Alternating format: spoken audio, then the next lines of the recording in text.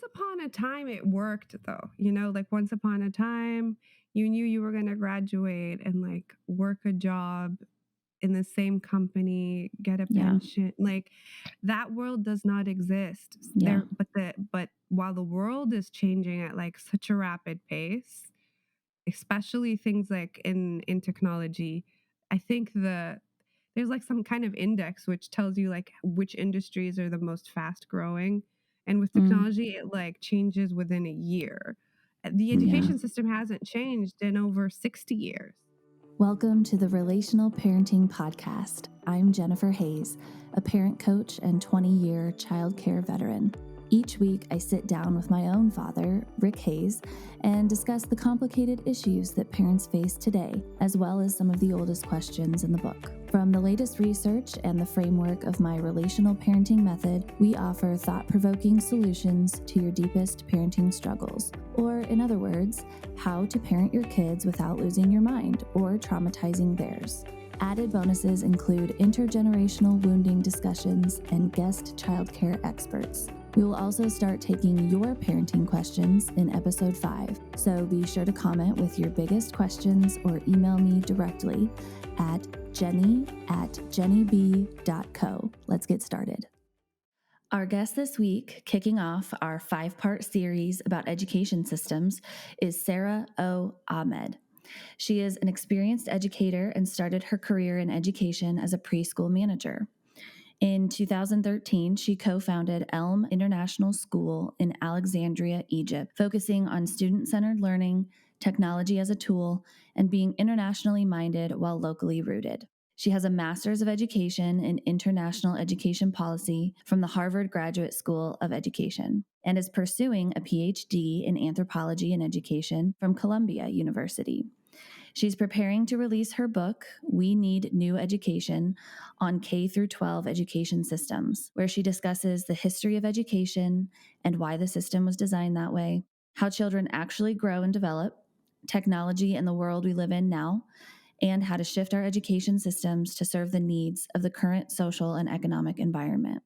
You can find the book and pre-purchase at www.weneedneweducation.com and learn more about Sara and the work she's doing now at www.saraoahmed.com. All right, welcome Sara to the Relational Parenting Podcast. Hi. Hi, Sara. Hi. I'm so glad to be here. We are so It's so happy to great have to be you. here. I am so glad to be Yes. We are starting our education series this week. So Sara is a previous educator and is now a consultant for other educators. And she's here to tell us her parenting journey, her story through being an educator, a child educator, and the things that she has learned along the way, how that's influenced her parenting, and how that has led her to what she does now. So, Sara, tell us Hi. about you. Yeah, I'm so happy to be here. And so my story started when I was a teenager, really. I've always been interested in children, and I was always that older kid who took care of the younger kids, Mhm. Kind of younger mothering the siblings. other kids Yeah, a little like bit, we'd yeah. go out and meet friends, and there'd be younger children, and I just find my way to entertaining them, or That sounds familiar. yeah, I would it just is. steal the children of the neighborhood or family gathering that we were at. Yeah. Yeah, and we'd find something to do, like use crayons on the sidewalk or something like that. And so when I started college, although I actually specialized in computer science. I don't know what I was thinking there. I was way more interested in psychology, Pretty which high I ended tech. Yeah. I ended up minoring in psychology, and that became what I studied later for like graduate school. I had so I met my husband, and I married him right after college and had kids right away, early in my 20s. And I was living in Egypt at the time, and I had studied all these things in college about developmental psychology and how children grow, and concepts like constructivism and education that actually focuses on how children grow.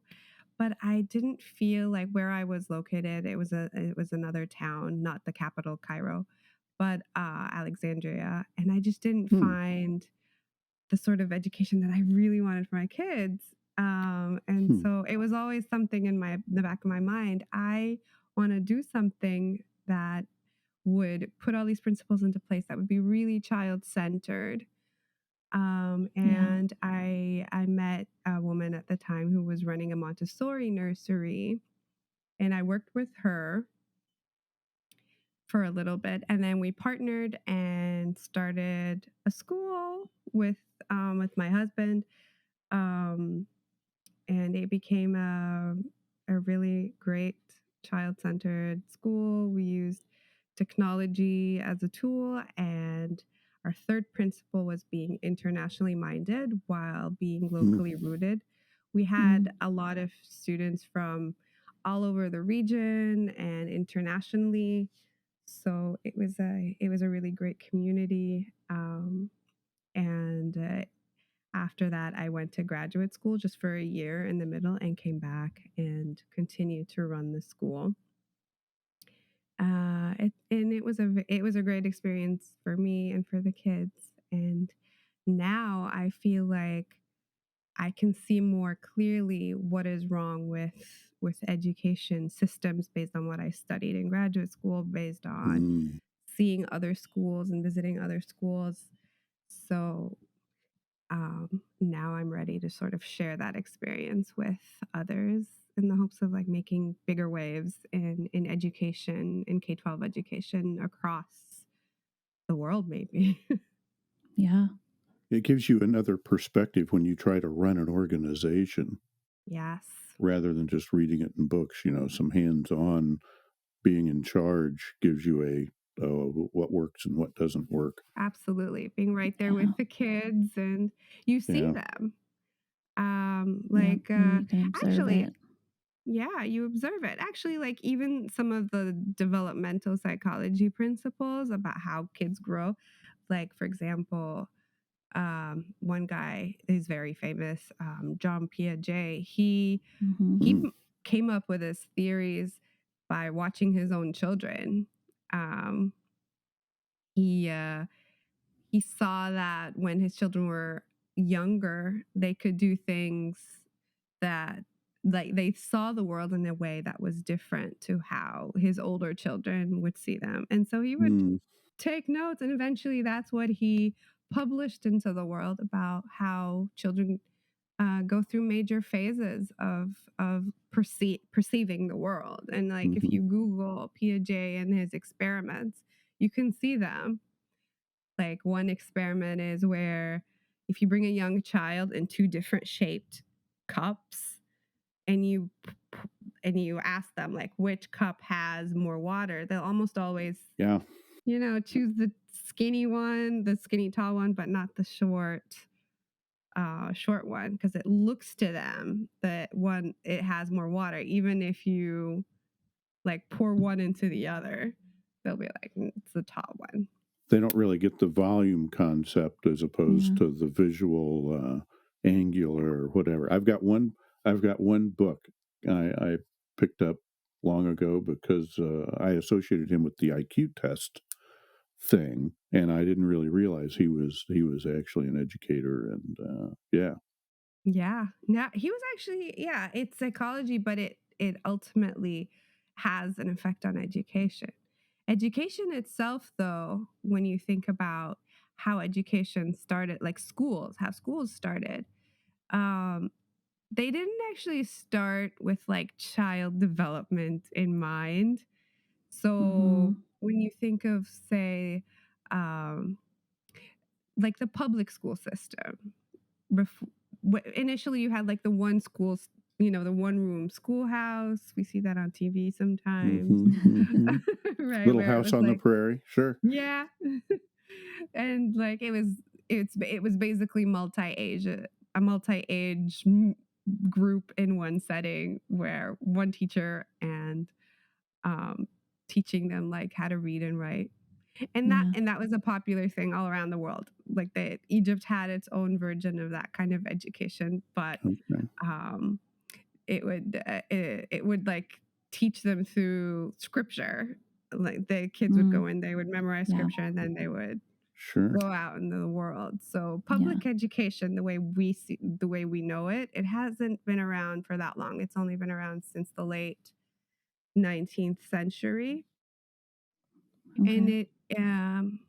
it came into being because it was in the industrial age.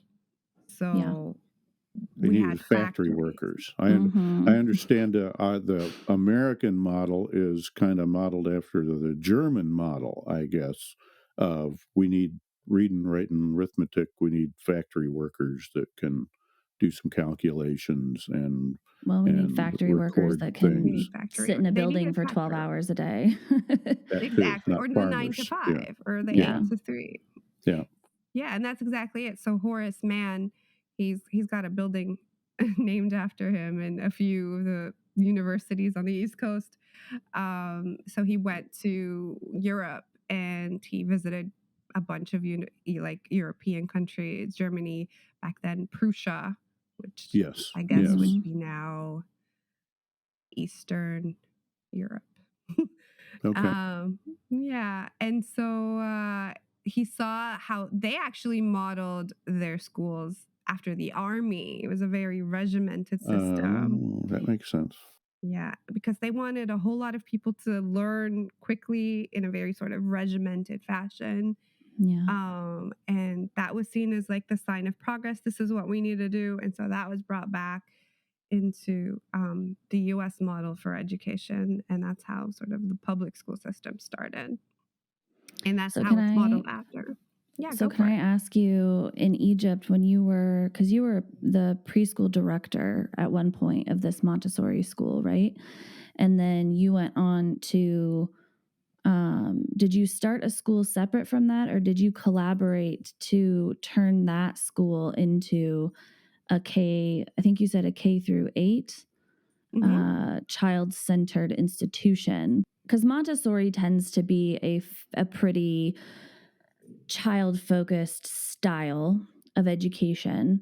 And obviously, like, you grew up going to schools and saw, how the public school system was. What drew you to Montessori in the first place? And then what kind of brought you to the transition, wanting to transition it to child centered specifically? And kind of what did that look like? What did child centered look like for you guys? Yeah, that's a great question.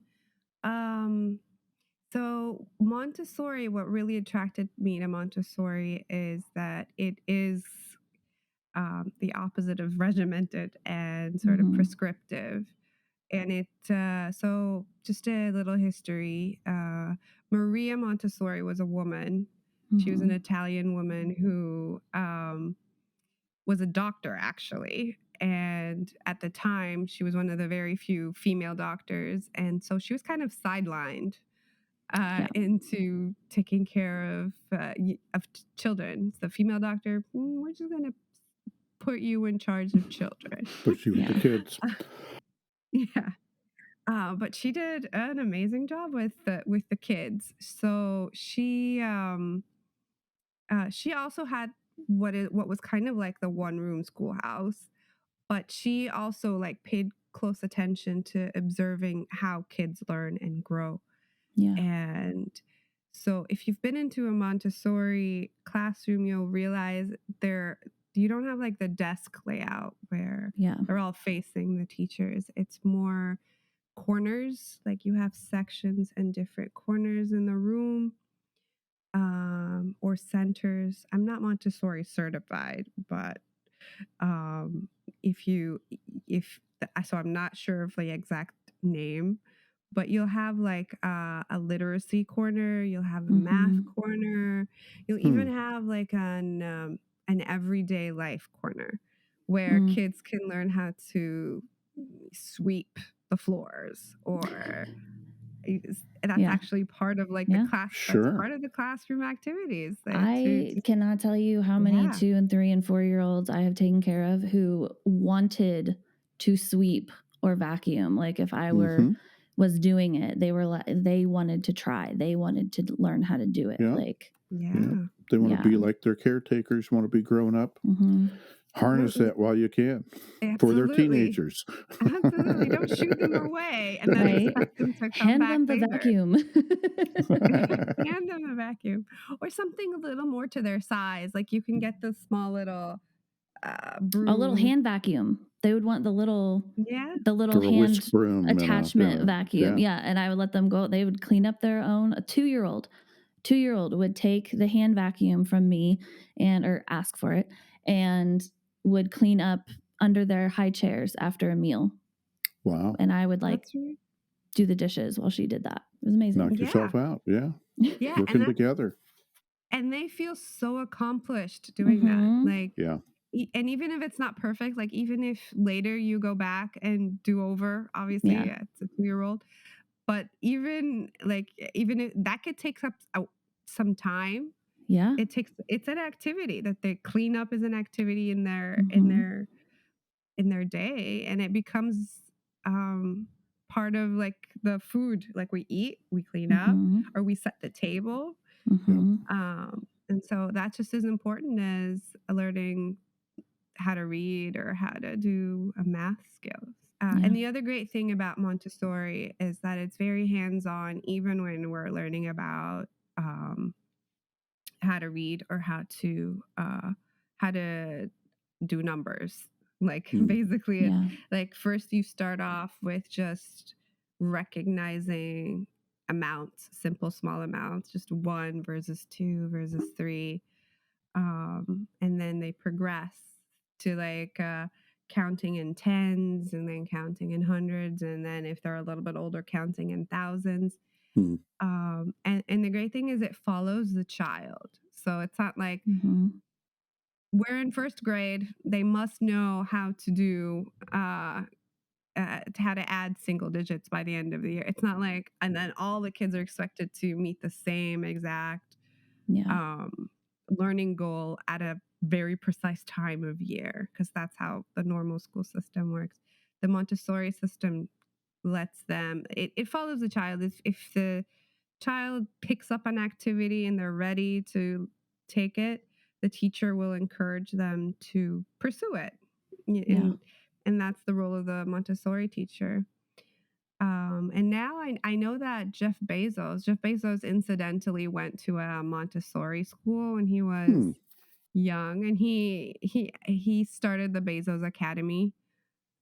He's got a little video online of where he has good memories of it, apparently. So even the Google founders, Larry Page, Sergey Brin, they also credit their creativity and Hmm. all that to having a Montessori education in their early childhood. Hmm. And so Bezos now is starting a lot of schools across the country that are Montessori. They're free Montessori preschools for people who, and they're free. So Wow. they're open to to families without charge. Nice. That's amazing. Yeah. I didn't know that at all. It's funny that you mention that because I've always thought I work in IT, software development, and I've always thought of that as a creative process. It's not, people think of tech and that sort of thing as being kind of hard and scientific, but there are aspects of it. I don't know if it's creative problem solving where you kind of have to imagine a solution. You run up against it's good to have a creative background even in technical fields like that. Yeah. Well, to be able to come I up with new ideas, you've got to have the Hmm. freedom to just think, to sit around and think. Yes.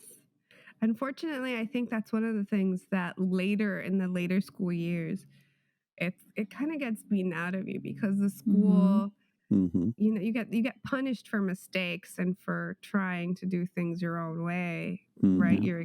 You're expected to follow instructions and fulfill those requirements that are outlined Show your by, work. Yeah.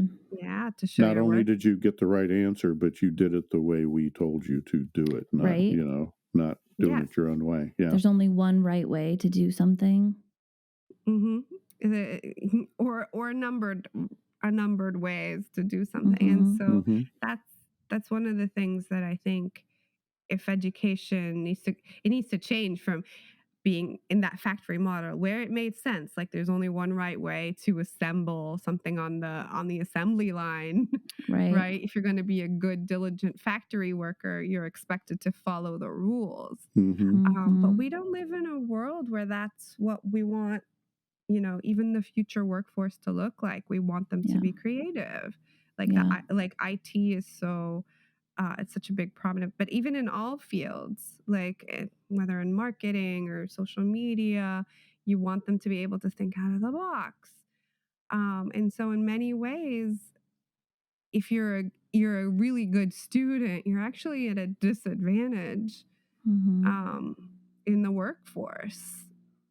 You need Yeah. to relearn things in life, like to be able to make mistakes, to be able to think out of the box, and not expect someone to give you an A, like to give you a pat on the back, be like, you're doing it the way you should be doing it. Right. Yeah. Um, Well, and that's that yeah, external validation.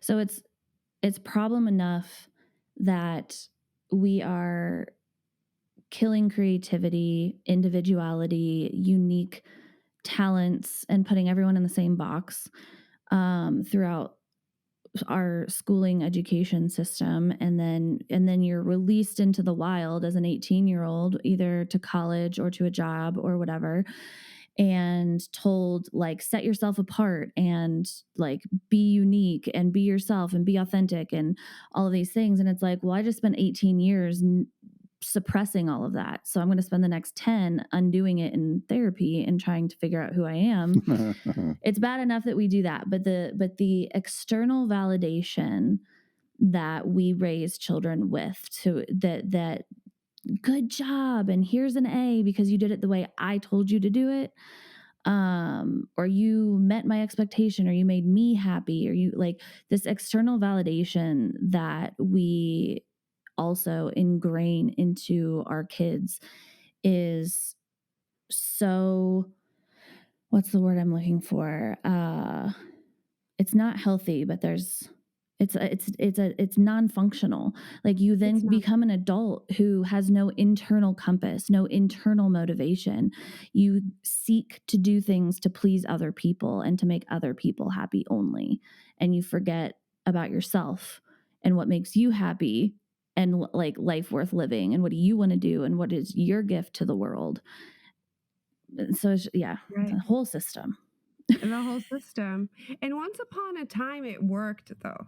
Like once upon a time, you knew you were going to graduate and like work a job in the same company, get a Yeah. pension. Like that world does not exist Yeah. there. But while the world is changing at like such a rapid pace, especially things like in technology, I think there's like some kind of index which tells you like which industries are the most fast growing, and with Mm, technology it like changes within a year. The yeah. education system hasn't changed in over 60 years. Yeah. um and so there are certain things that people need to be, that schools don't really prepare them for. And one of them is to be a lifelong learner, and Mm-hmm. to take those challenges without waiting for external validation. Mm-hmm. It's like you got to be a hustler like all the time, and the education system doesn't prepare you for that. Yeah. Like I know Montessori is mostly popular as a preschool, but she Yeah. did have it go all the way up. But it's popular as a preschool because after the age of 6, most people go into the school system, the mandatory school system, Mm-hmm. Yeah. right? And there are alternative school systems that give choices to students, but they're also not the track that necessarily gets you into college or like the trajectory that some families want for their kids. Yeah. Yeah, that's the thing that strikes me about this conversation is all those things are true, but it's a complicated system, and Yeah, it's good as a parent to be aware of how you're preparing your child, even at a young age. Do they show tendencies towards creative? Do they show tendencies towards enjoying repetitive work? I just came out of the pharmaceutical industry where it was very rigidly legally mandated how you would do things and documenting things and you know not disturbing the air when you walked around in the manufacturing so stuff doesn't get into the vials of medicine that are going to be injected into people. And it's parts of that business are very regimented. um, but there's also a lot of fulfillment in being creative and doing those things, and so there's niches for everybody, you know absolutely, you know absolutely. Well, the but people who choose to go into something that regimented and strict, like they'll receive on the job training for it. We don't need to yeah. train our children for 12 years for a job they might never have. And Yep. more late nowadays likely will not have. That's true. Even yeah. So it's just interesting to see the different niches there are and what you're preparing, where you're leading your child, and is that fit your surroundings, is that what you want or not? Just make an Yeah, informed decision. Well, it's not it's also necessarily about leading your child anywhere. It's about letting your Hmm. child decide. You observe, and they decide where they're going. They will, like, if you expose them to lots of things, they will show you where they're going. They will show you what they have a knack Right. for and what they love. And then Right. you come in as the parent and or the teacher or whatever role you're playing in that child's life. You come in and you uh bring more resources for that child Exactly. to have more access to those things. And once they're old enough, they can start to tell you what they want to do and where they want to go and what they want to explore. And our job is to get them into places where they can succeed, not shove Hmm. them into boxes where we Right. think they should succeed. Right. yes. Right. I think this is a very important point because what you just said, because I remember when I started the school, I came across this video, and they made a point that the most popular jobs back then, they didn't exist early in the 2000s. Hmm. Mm, Today, like one of the things that, like, if you had asked children in 2010 what do you want to be to grow up, a YouTuber wasn't an option. It only became an option. That's It right. only became an option a few years later, and then Instagram, and then social media.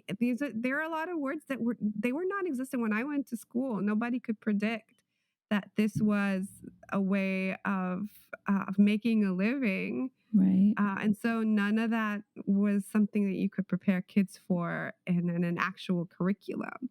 Yep. And so it's more about skills that can be transferred. Yeah. Transferable skills. Yeah. Yeah. Absolutely, that you can, and a lot of these skills are character skills. Yep. Schools don't always have that Hmm. in their curriculum, like having resilience, Mm-hmm. or having a growth mindset. And Mm-hmm. there's a lot of research that shows that the kids who succeed are the kids who have a growth mindset, which is to be able to get back up again after a fall, or to challenge yourself, to learn from mistakes, and that those are skills, those are character skills more so than Yeah. like actual learning skills, or that are really important. Teamwork, being able to Mm-hmm. work in a team, organizational skills. Those are all transferable skills that regardless of whether you work in a regimented field, which is it's important. And I'm sure if you're trying to produce a medicine, you need that to be exactly right. But if you're Right. Hmm. working in a creative ad agency, then it will be a different skill set. But skills like character traits like growth mindset, like teamwork, those are things you're probably going to need Yeah, in everybody most can jobs. use. Yeah, yeah. Yes. Right? And if they invent something other than YouTube in the near future and that becomes an option for kids who are in high school today once they graduate to college, you need them to be able to be fast learners, Yeah. right? When I even see the kids, I think a lot of parents will scoff at the idea of their children aspiring to be a YouTuber. But if you think about it, like a YouTuber is someone who desires to entertain. And that's what every actor and actress on earth grew up Right. saying, is that I A want to content creator. be, yeah, or a content creator or whatever, like someone who feels like they have something to offer the world through their voice or through their creativity or through their art or through their acting or through their, like, whatever it might, storytelling, whatever it might be. Like a child who says I want to be a YouTuber, like that isn't inherently dumb or anything. Like they might be wildly talented at character acting or impressions, or I mean, there's so many pieces to that as well that are creative and require those character traits that you're talking about, self-learners, self-starters, like, Teaching, storytelling, all kinds. There's all kinds of yeah. skills that, and the entrepreneurial mindset to not go get a job in a factory or in an office. I worked at a company called Caterpillar, and it was acres of cubicles under roof. It was just the building I was in. It was literally like a 40-acre field under roof. I forget how many millions of square feet it was, and that's not for everybody if you like the outdoors and the sun. Now, it was very challenging. I enjoyed the heck out of it being a technical guy, and there'd be cubicles with smoke coming out of them because somebody was building something, or they weren't just books and pieces of paper. Um, but it was a different kind of environment than I've got a buddy that would have gone crazy in there. Yeah. He likes to be outside and doing things, doing a little more variety, moving around. So, yeah, it's these transferable skills. Robots coming along, or the thing that jumps into my mind is coal miners. There was a thing about, coal mining is going away. It's like, yeah, but you got to take your skills and transfer them to fixing the machines, fix the robots, build the robots, design the Mm-hmm. robots. It's just a shift in the economy and how it works. And it's good to have transferable skills so you can go get a job at the next place too in 20 years.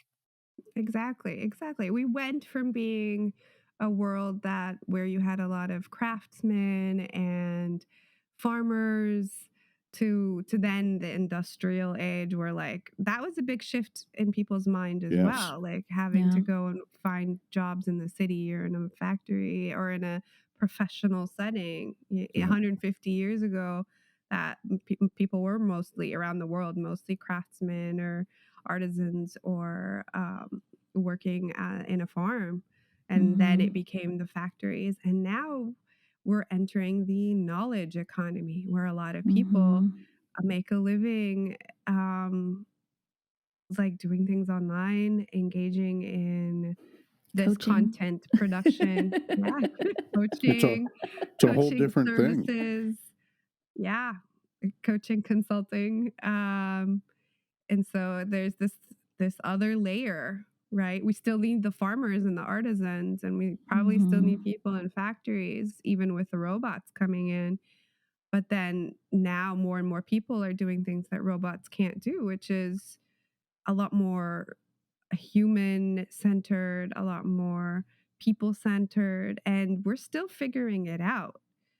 Um, I think the one thing that's changed, and this is something parents have to realize, is that they can no longer guarantee that what worked for them will work for their children. Yeah. Yeah. Yes. The pace of change is picking up, it seems like. Yeah, absolutely. Like if you grew up knowing that the right thing to do is to have a career, like a singular career, that might not be an option to people who now they have a day job, but then they also have a business, and then they also have a side hustle, and like these are different for them income streams as they enter the workplace. Hmm. I was talking about this with my mom, and I was trying to explain like this is how like YouTube and Instagram and different platform work, and she for her that was something she did New. like. Yeah, it was very new. Mm-hmm. She's a doctor. She knows that we go to work at a setting.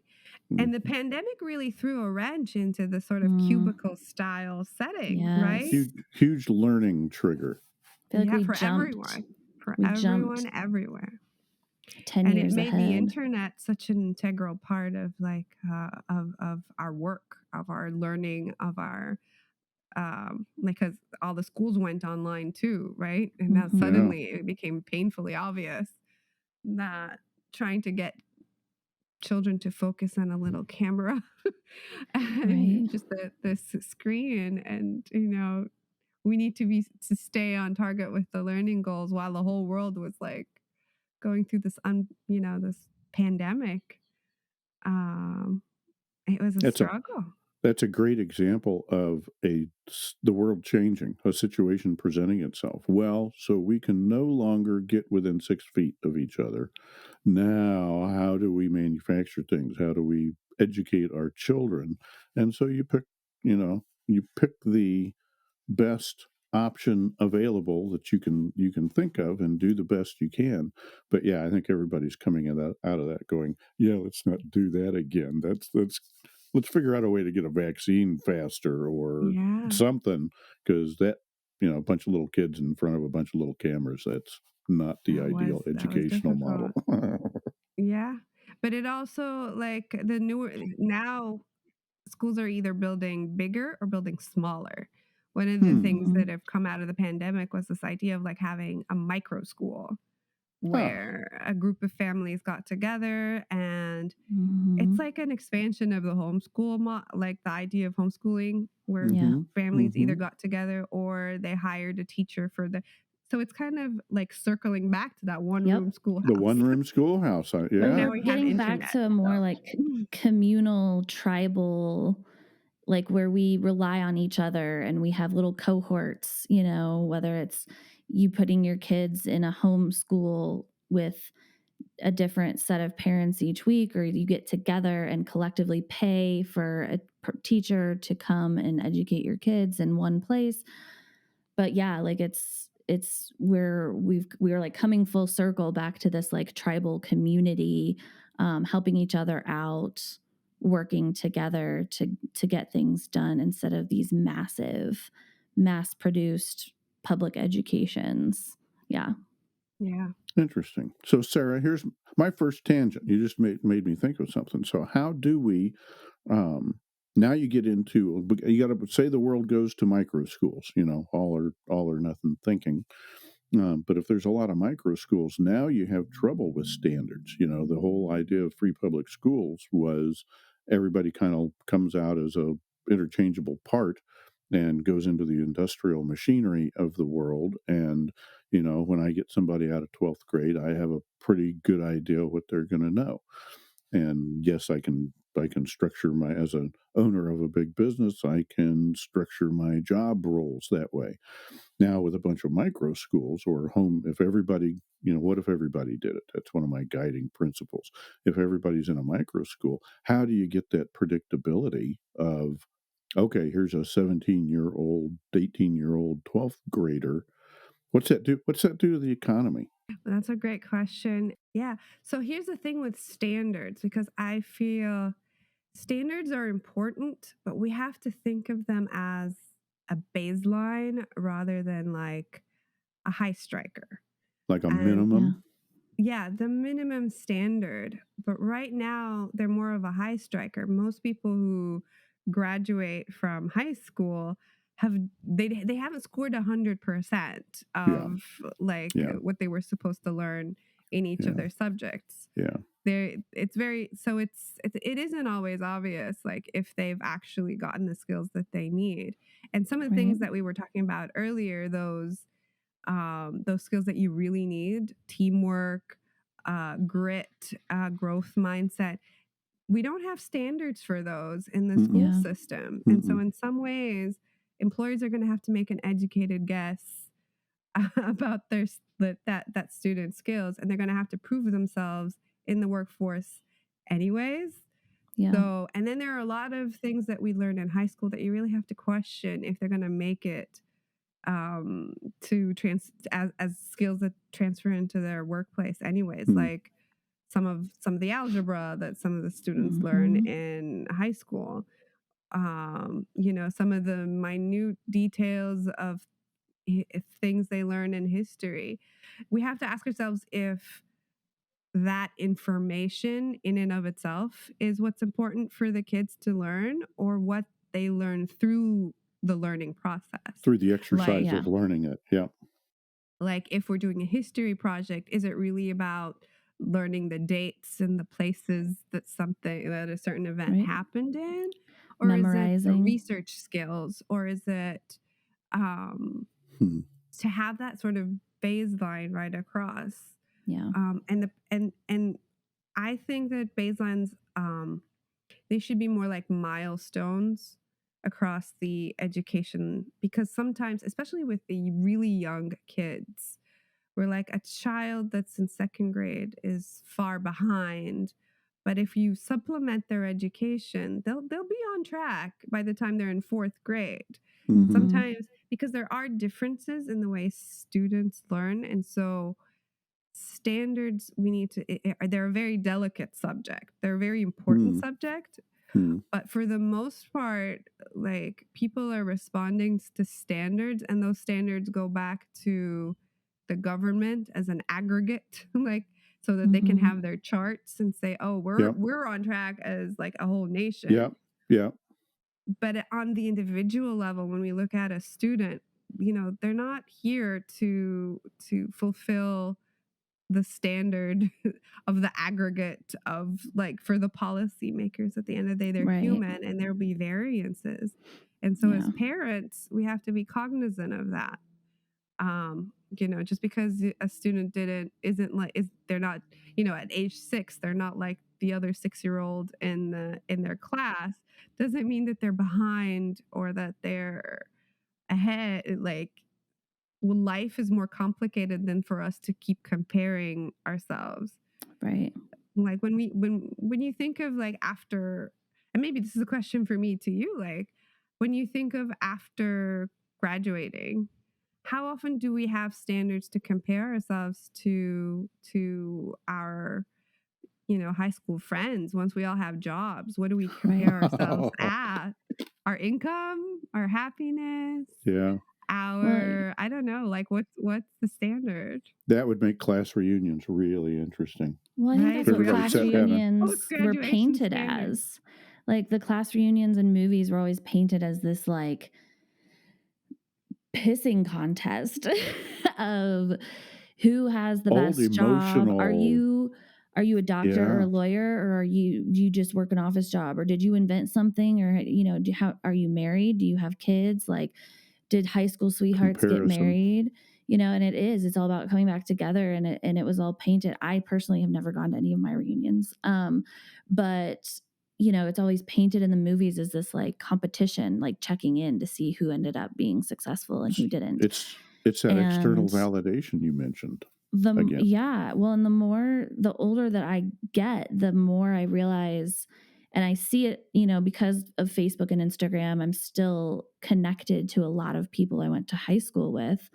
Uh, and I've noticed that we've all, as far as I can tell, have grown out of that mindset.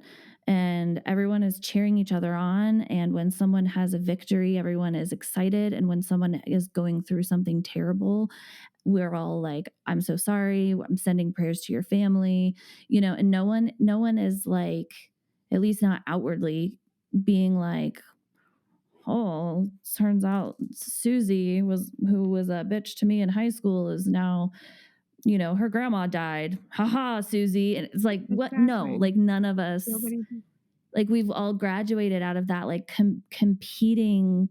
And I think competition between human beings is natural to a level, but I also have to wonder if like we're set up as kids and like middle schoolers and teenagers who are different. Like differences are not celebrated by anyone around us.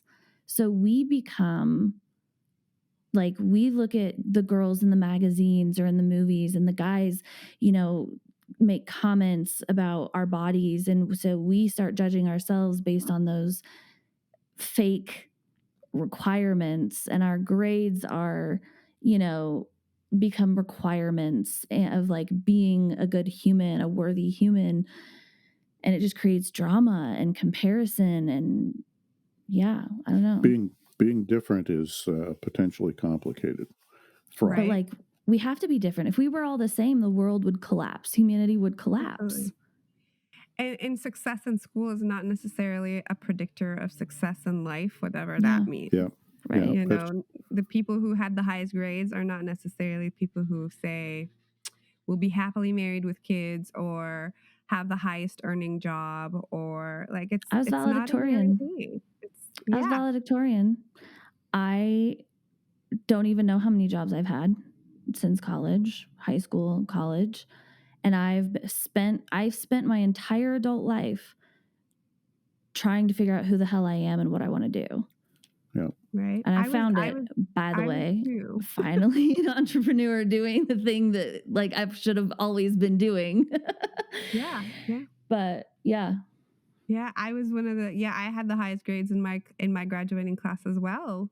And I have friends who went on and they became really successful. And they yeah, had average grades, and we yeah, get together and like you said, life it's not like life is not linear. It's not like the Mm-hmm. standards. It's not like it's Mm-hmm. very easy to fix. mm-hmm, Almost everyone is going to go through a hard time. Everyone is going yep, to have a moment of like loss in their lives, and it's that community that we actually need in that yes, moment to help each yes, other out, to lift each other when one of us is down. We know that life is not a competition. Like yeah, we're all trying to do the best we can in our own way, and there's no prescription. There's yeah, Yeah, no way of knowing from having that external validation that we're doing it the right way. yeah. yeah. Unlike life in school, or the standards that we have in school. And Well, so that so, sorry.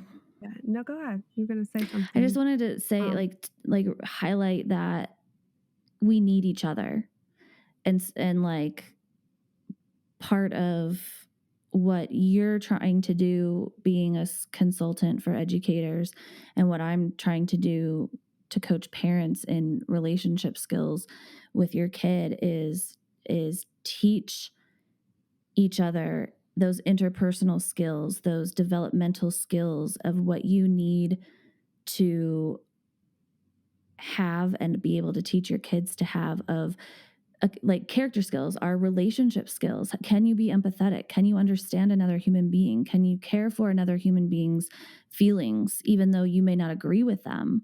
Like, can you stop looking at yourself as separate, and can you see yourself as part of a whole, whether that's your community or your school with your classmates, or the team of teachers working at your school with your principal and your administrators.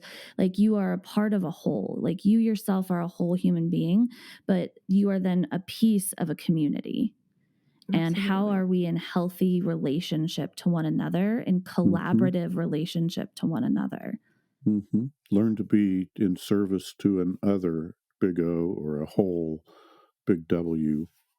how to subordinate your own particular desires and be part of a teamwork, and And learning that um, starts when you're a kid in your family, and it starts in the school systems that you're in 8 hours a day too. Yeah. Like those are the two Yeah, most and that's significant something that we places. yeah. I think if we've learned anything from the pandemic, it's our need for community, because a lot of Yes. things the pandemic really showed us, okay, so what are the things that we can just learn on a course online Mhm. versus no, we need to be face to face for this. We I need need Yeah. hands-on, yeah, in yeah, we need classroom, a mentor showing me a couple of tricks or keeping me on track, or yeah, yeah, different or kinds just of learning. being there. Like my kids really hated being online while other Yeah. Yeah. kids really thrived being Yeah. online. Hmm. Yeah. It's Yeah, good some did. That's good to hear. yeah, no, some kids did. If you've been if you have a classroom bully, for Mhm. example, if Mm. and or the big school environment was too overwhelming, and you Mhm. were Mhm. generally a kid who likes to learn and read on their own, the sort of online homeschooling option is a good option Hmm. for this Hmm. child. You know, a virtual school might work well for I know a few kids who decided that virtual school was more for them. My Okay. kids, on the other hand, no, we wanna see people, we wanna there's a Yeah. social aspect to Yeah. Yeah. schooling, Yeah. not that's not just about the curriculum, it's also the community building, you learn teamwork by being on the in a football, team, or in in a sports team, or even the lunch hour, like, Yeah. even lunchtime, if like, being nice to kids Mhm. in the lunchroom, that is a skill that doesn't make it to your report card, but it might actually be an experience that's formative for the children. And so Absolutely. Yeah. Learning who to everything that approach happens and who not to, and yeah. why maybe, and So everything that happens at school is important, even in the hallways, in the locker area, in the lunchroom. Um, we need to think about how the whole environment impacts students, yeah. Yeah. and we need to make sure that those goes into the policy, into the so the policymakers, they're not just collecting data on who gets A's and who meets the Yeah. standards that they put for schools, but also, go into schools and see what happened in the lunchroom, see what Mhm. happened in the hallways, Yeah. Mhm. and take that, if you really want data to go back and inform policy across, across the schools. That's what you should be doing, sending people Yeah. and observing and taking notes, and then that's how we change the education system. That's a very Um, interesting problem. Big systems are good at organization or regimentation, and a lot of the skills we're talking about, one child learning in a different way than another child, that's all just accentuating the need for some conscious parenting, right? To watch your yeah, kid in the system and maybe guide them between two systems, um, making sure the kids are getting what they need to be successful, and taking care of yourself to make sure you know what's good for the kids, I guess, this day and age. But yeah, it's a segmented thing. I don't think any one leg of that system yeah, is going to have all the answers. It's a combination. and I feel sorry for parents in some ways, Yeah, it's because Right. it's hard. complicated. It It's Yeah. hard, is. and sometimes you don't know what's the right thing to do, because even, like, right now, also, you have 15% of kids in schools qualify for special education, and Mm, that's like a broad Mm. term for kids who will need, like, an individualized education plan, because they're not mainstream, whatever that means also, like, they're not right. normative, and they're not following the sort of progression that we know, like the linear yearly Yeah. progression that schools Yeah. Hmm. expect from kids. And 15% is a big number. It's not Hmm. it's two kids out of 10 Yeah. um that will need to be different than the average.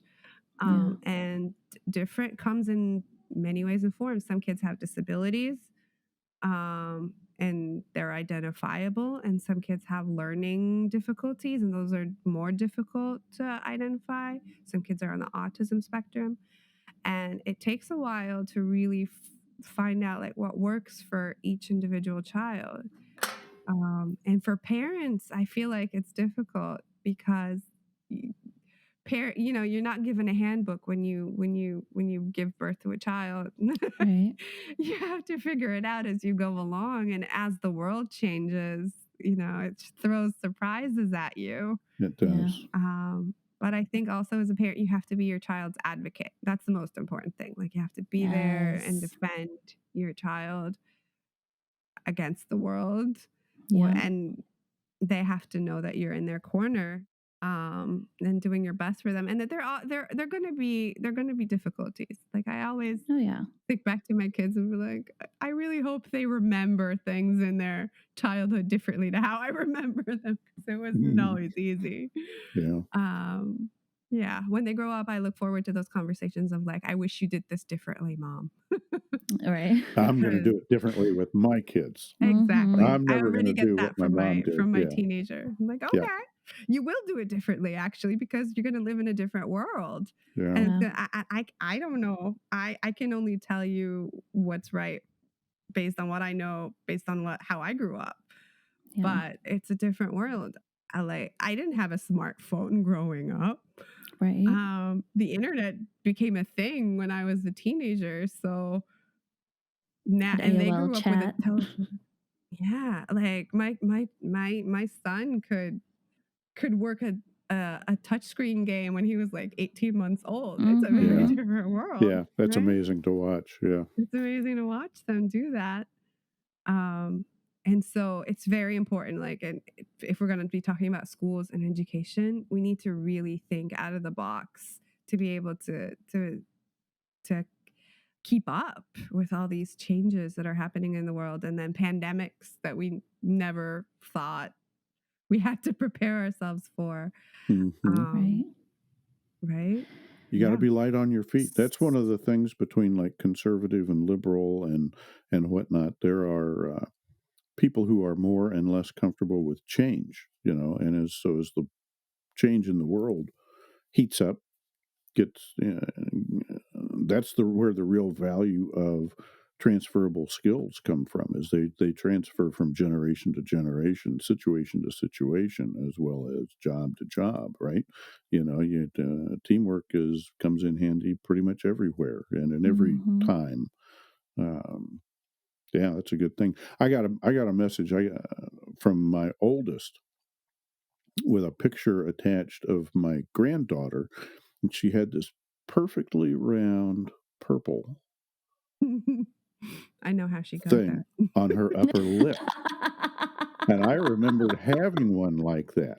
And it was like, is this thrush? Is this some kind of disease? Is this something? And I go, well, I think she's been sucking on a vacuum cleaner hose. Or, watching TV with her face pressed up or something like that. It's some kind of bruise, I Or think. Very drinking sharp out. line. This is how my son got it. He Okay. was drinking out of like a milk bottle and sucking like the And Sucking air on sucking in. it. on the milk bottle. There you And go. then it Yeah. suctions to your face. Yeah. See, you got to Yeah. kind of be Has a big- imaginative. But the first time you run into that as a parent, it's like, oh my God, what kind of strange disease is that? But thank God he had a community. His wife's brother is an actual physician, and and it's starting to fade. I checked back in this morning; it's getting better.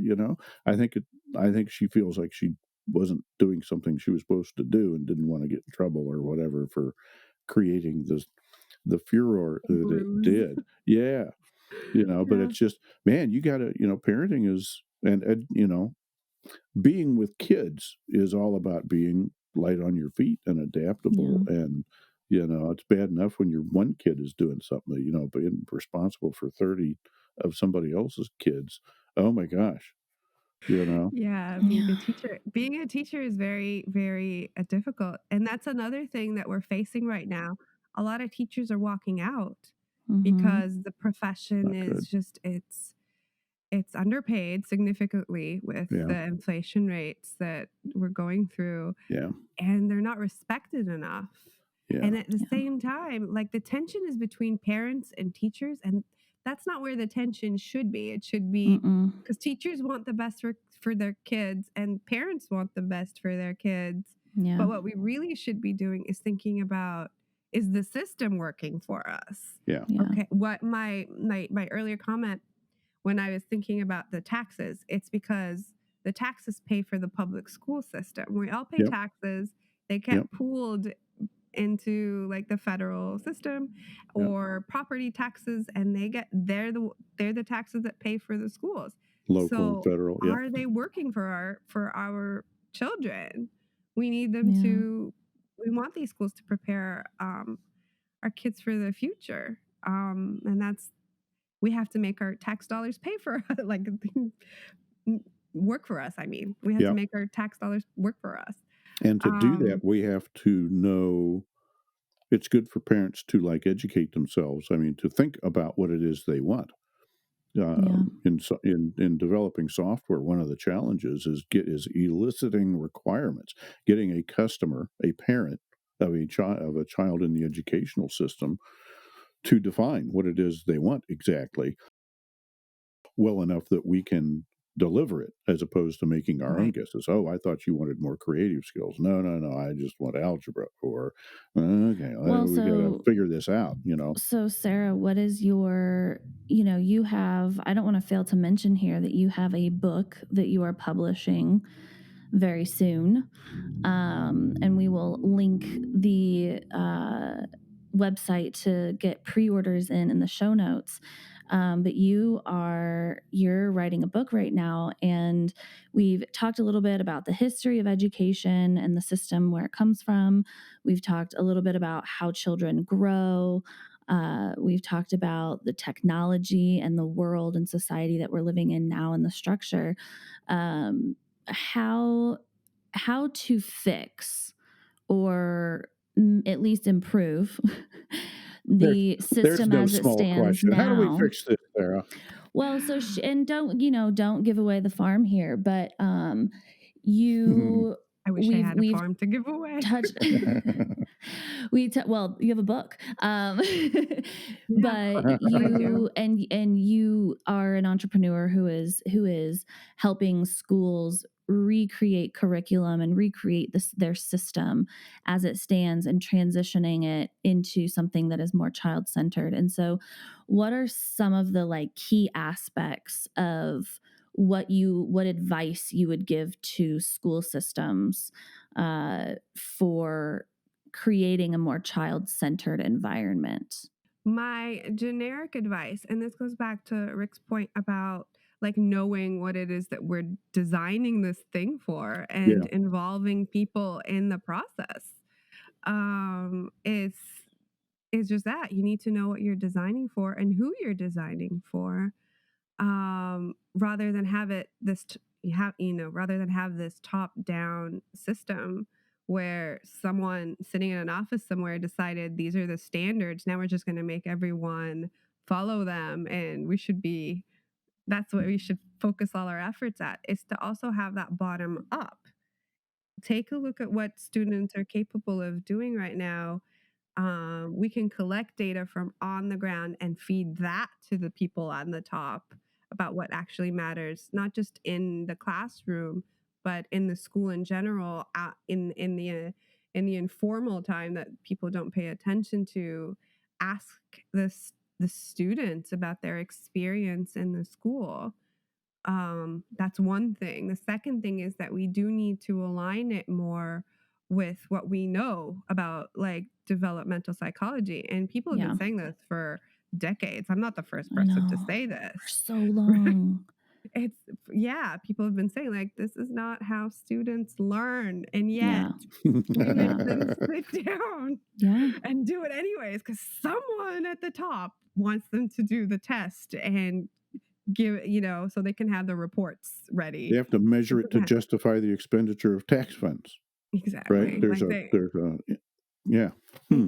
it's in reverse. It's like the students are working for for the Yeah. for the system The rather than Department the of system Education, working yeah. for the students. Like I always say, if kids like when you go shoe shopping, you don't you're not expected you look for your size of shoe rather than you Mhm. expect the shoe to fit, your Yeah, feet Right. to fit the shoe. Right If yeah, you're now it's 10 like years that. old, you must wear a size 13 shoe. You Yeah. must wear a size certain shoe. If you don't that's fit the right, size that's right. 13 shoe, something is wrong with you. I like You're Yeah. that. That's a good behind. analogy. I like that. Or you're ahead, and then now we have to make you skip a grade because you don't fit the shoe. So the Last year school you were a system 12. This yeah, year you're a 13, by golly, whether you like it or not. yeah. And that's not how kids grow. They grow Yeah, differently. yeah. Just like how, Hmm. different trees lose their leaves or grow them back in the spring at different rates. We don't expect even, nature to follow a predetermined schedule. We can't expect our kids to follow this very prescriptive agenda. So what we need is a little more space, right? We need um, milestones. I like to think of them as that, so that students who are below a certain age, we know that we're focusing on, say, general skills, those emotional skills, how they work together as a team, or empathy. Those are very important early on, like really Mhm. young kids, more so than them learning how to write or read. They will learn Yeah. how to write or read eventually. I promise you. If Those they're Right. not skills, reading at age 6, they will They eventually learn how will. to read. Yeah. yeah. I was just reading this really interesting article about a Cambridge University professor. Yeah. He's on the autism spectrum, right? And when he was younger, he couldn't speak until he was about age 11. Oh Mm. boy. And then he learned how to read and write when he was 18. Oh, I saw that. You saw that? He just became a Cambridge professor He just did. Yeah. not too long ago. Yeah, Not between too 18. long ago. Yeah, And yeah, he yeah. works I did see that. in diversity and inclusion. And that's an excellent example of someone who did not follow the timeline at all. Like he Yeah. was Yeah. in the normal case, he would have been ostracized. He would have been placed in like a special education system. Was he And not? if it weren't for his parents and other people Mm. advocating for him and believing in him, Yeah. he would not have caught up. And he's caught up. Like he's a professor. Okay. And Yeah. he's 30. Like Right. he's Expectations fine. He's on lowered. track Yeah, now. yeah. What percentage of the planet is a college professor? Yeah. That's Right. pretty successful in the education system. And so having generic milestones, having those standards be a way to guide what students can do, but not have like having this child find a shoe that's suitable to them, having a standard Mhm. that's suitable to them rather than have the standard, the child fit the standard. Yeah. Like the So I'm child fit the hearing shoe. we need multiple standards Yeah, or something. exactly. The standards need to be flexed somehow. Yeah, you need to have like just like when we go into a shoe store and you have a range, right? And then you Yeah. figure out where in that range is suitable for that individual. Where are You you can at? you can have that range available to students and then have them work through that range as they grow. So it's not that prescriptive. So you still Yeah. have the standards. They can still describe what the student can do, but it's not, oh, they must achieve this by April of Boom, their boom, fourth boom. grade, or Yeah, else Right. we're just going to kick them out or put them on another trajectory. yeah. Right. Or hold them Um, back or place them in a special classroom or or place yeah. them in a special classroom. We need an environment that allows all students to support each other. And there are systems like the Waldorf system. That's another Mhm. sort of special education system where it's multi-age. Mhm. And Montessori is also like that, where the slightly older kids are teaching the younger kids. Yeah. Hmm. So it's not like you have the kids, they're all in one grade, the same age. Hmm. um, you have some of the older kids that are more mature helping the younger kids, and that's how you develop empathy. Which is Right. developing a skill, Community. a transferable skill, Teamwork. Yeah, yeah. yeah. that we don't do enough of measuring anyways. We don't measure Yeah. empathy enough. There have been studies about how important it is, Yep. right? But they're not So many. part of the So standards, many. right? They're not part of the reporting system for school districts competing on like how well they are. So maybe changing the reporting system a little bit. Don't in England, do I hear, I don't know if it's from Harry Potter or someplace, it's like you've earned a first in this and a double first in another subject. There's some broad categories. And even like in Montessori, you're describing, well, here's a I forget now what you're like. Here's a math corner. Here's a Yeah. language skills Centers. corner, Like right? There's some different Mhm. basic centers of the room. Yeah. categories of learning. Yeah. And so, okay, yeah, here I am. I'm 18 years old, and I have to move out of my parents' house, and I'm a first in this, and a fourth in that, and a second in this, and that still gives employers and government tax collectors justifying spending their money. That still gives people who need the metrics to say what you can do, what okay, you got this far in that course, Exactly. and employers can have a general idea of what you might be good for in as far as their business goes. So okay, so it's a solvable problem. We just have to get it implemented. Yeah. And the other thing that I always Hmm. encourage like high school students to do, it's never too early to have like a portfolio. So the Hmm. things that you're Hmm. unique at, even outside of schools, you can include that to showcase what you can do. So if you, I don't know, you do woodworking on the weekends, you can showcase that that's one of your skills, and Yeah. that's something employers will look at as well. It's part of your, your original CV. Um, Part of your portfolio. You yeah. walk up and say, here's stuff. Yeah. Hmm. And Hmm. kids they can use it can be as simple as like an internet website where they put their photos and have their showcase what they do on a website. And that goes alongside their grades in the standards. But grades, they're not the most important thing anymore. Mm-mm. Hmm. If you're going to apply to college, if you're going to work, they look at different things other than your grades. They want to know students as individuals and what they can do beyond the standards. And that's how standards are just going to be increasingly a baseline rather than that the Yeah. high striker like in the carnival, Well, something that we all strive Hmm.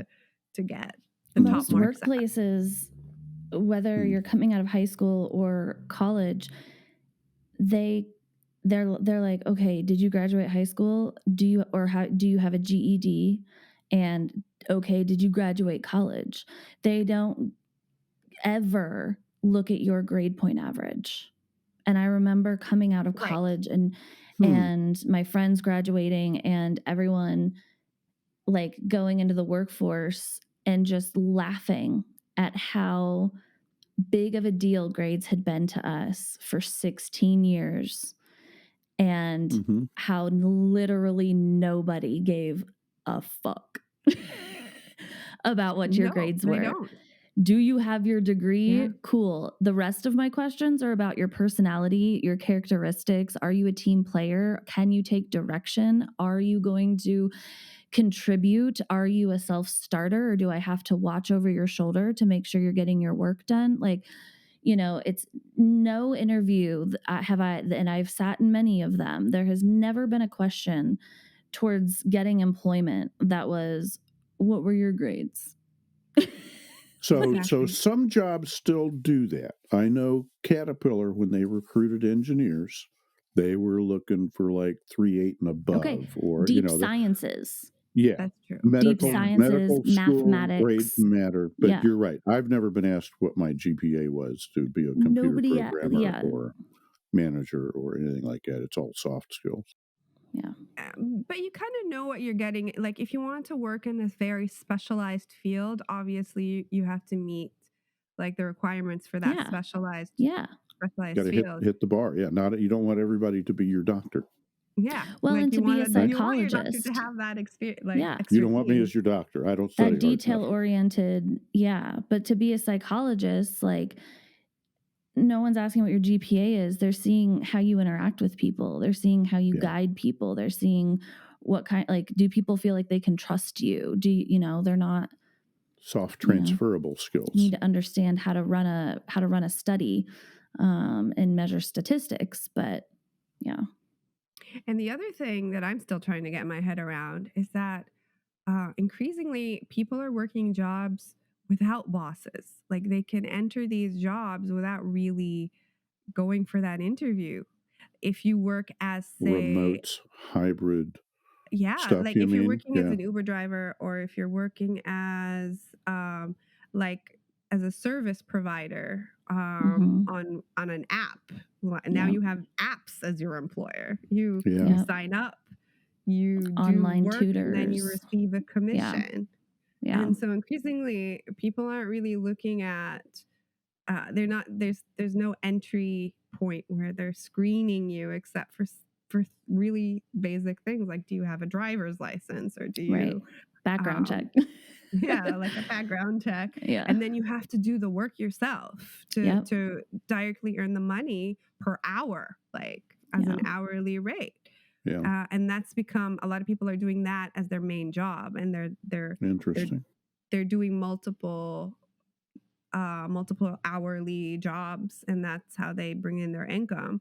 Or they're trying to gain passive income in one way or another, like setting up a course or writing a book, or something that's really entrepreneurial. And Yeah. schools don't teach entrepreneurship, Not you generally. know, Yeah. generally speaking.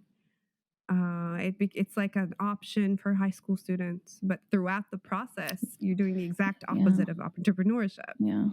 Well, it wasn't There an was option when I was in high school. There was a program when I was in school. It was JC's or Junior Achievement or something like that, where you'd get together with a bunch of people and you'd come up with a project and you'd make something, or and sell it. And I don't know who supported it, the Small Business Administration or something. I do remember that such a program existed. I haven't heard about one like that for a while that teaches entrepreneurship, what it takes to work for yourself or run a business. Yeah. I think some high schools offer it as like an honors class for students, or as an extracurricular activity. Yeah. But it's not part of the core learning that happens in schools. And increasingly people they're working a hustle, like they're Yep. that's the way they make their income. And they learn that on their own Yeah. after.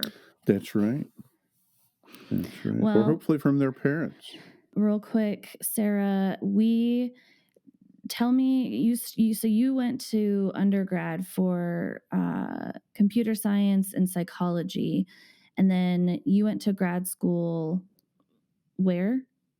So after I started the school, I took Yeah. a year off to do my master's degree in education at Yeah. Harvard, at the Harvard Graduate Yep. School of Very cool. Education. Yeah, in international education policy. And now I am a PhD student in anthropology and education.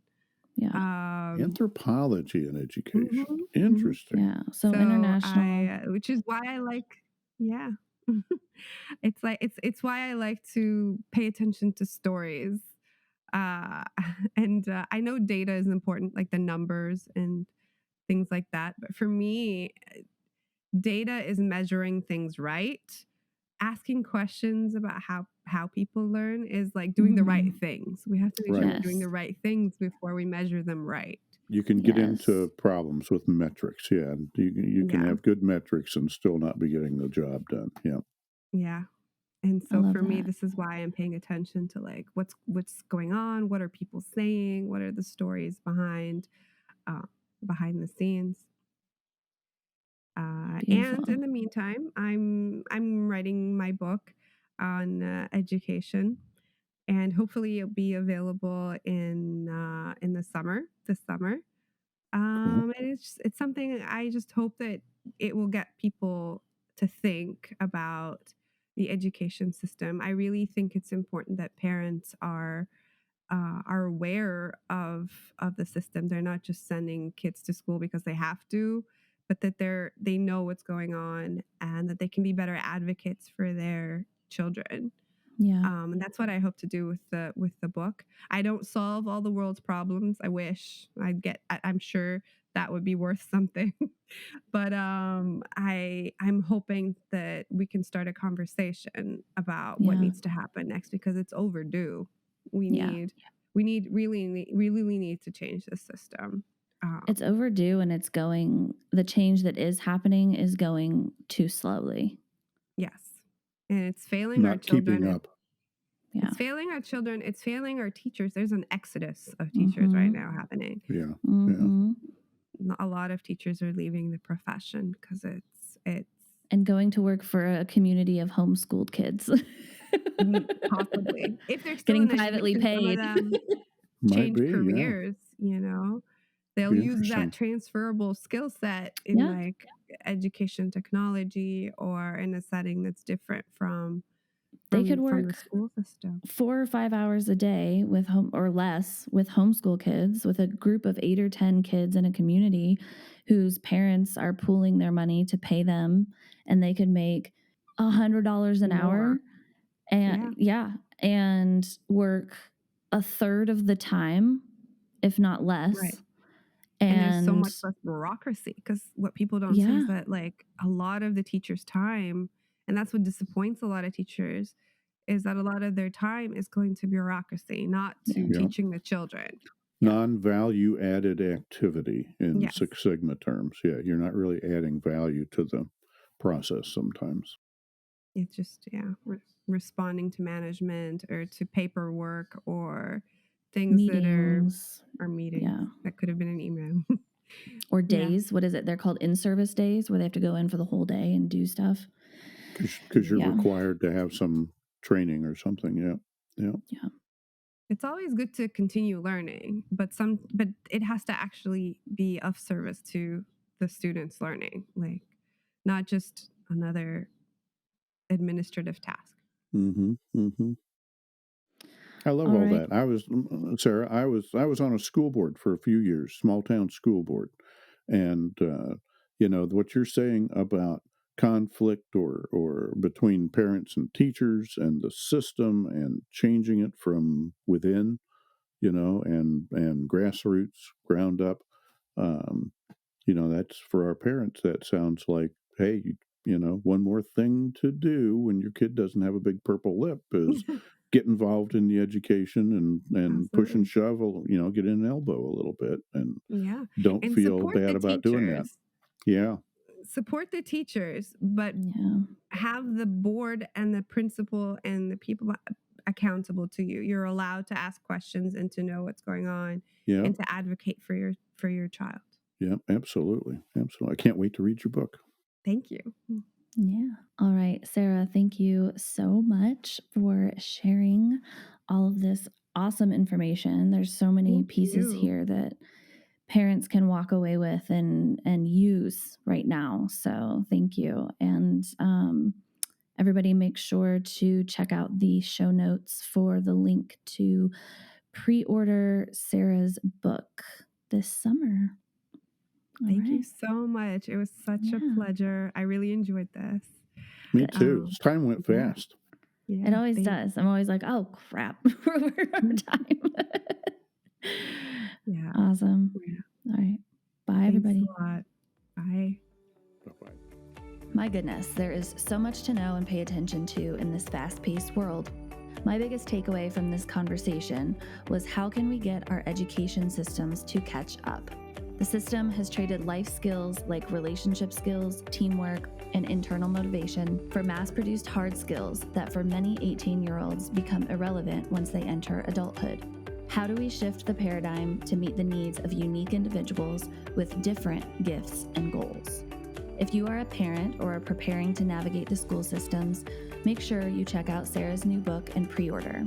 Having a clear understanding of how the system works and what research is showing works better will be invaluable to you for navigating and advocating for your child's education. If someone came to mind while you were listening to this episode, or you are wishing you had a friend to digest it with, I would be so honored if you shared this link from this episode with them. I myself have always benefited from community and sharing, and I truly believe that it takes a village to raise a child. Our society has become so independent from one another, and parenting these days is often a lonely journey. But it doesn't have to be that way. That's why I'm here. If you have been seeking a more intentional approach to parenting, but you aren't sure where to start, I would love to hear from you. You can find me and all of my offerings at www.jennyb.co. And come follow me on all major social media platforms. It fills my heart to hear your stories, where you come from, and your big goals for raising the next generation. And don't forget, comment your parenting question on our YouTube channel, The Relational Parenting Podcast, to get it answered on one of our future episodes. If you enjoyed this podcast, please hit the subscribe button so you never miss out. I am so grateful that you are here. And always remember, you are never alone. I'll see you next week.